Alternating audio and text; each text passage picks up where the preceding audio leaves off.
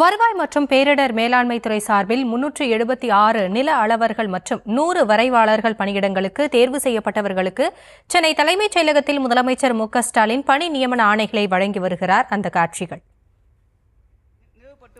இதுகுறித்த விவரங்களோடு இணைகிறார் நம்முடைய செய்தியாளர் பாரிகார்த்திக். விவரங்களை வழங்கலாம். வணக்கம். தமிழ்நாடு அரசின் சார்பில் காலி பணியிடங்கள் உடனடியாக நிரப்பப்படும் என்று தமிழ்நாடு முதலமைச்சர் கடந்த சட்டப்பேரவையின் போது அறிவித்திருந்தார்.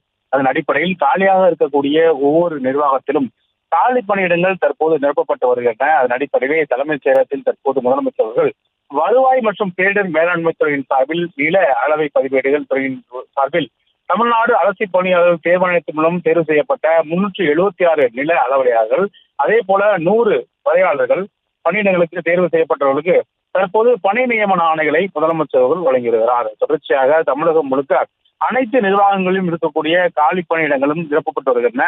அரசினுடைய தேர்வு பணியாளர் சார்பிலும் அதே போல நேர்முகம் சார்பிலும் நிரப்பப்பட்டு வருகின்றன. அதன் அடிப்படையில் தான் தற்போது வருவாய்த்துறை சார்பில் நில அளவர் மற்றும் வரையறுக்கான அந்த தேர்வு முடிந்து தற்போது அவர்களுக்கான பணி நியமன ஆணைகளை முதலமைச்சர் அவர்கள் வழங்கி வருகிறார். விவரங்களுக்கு நன்றி பாரிகார்த்திக்.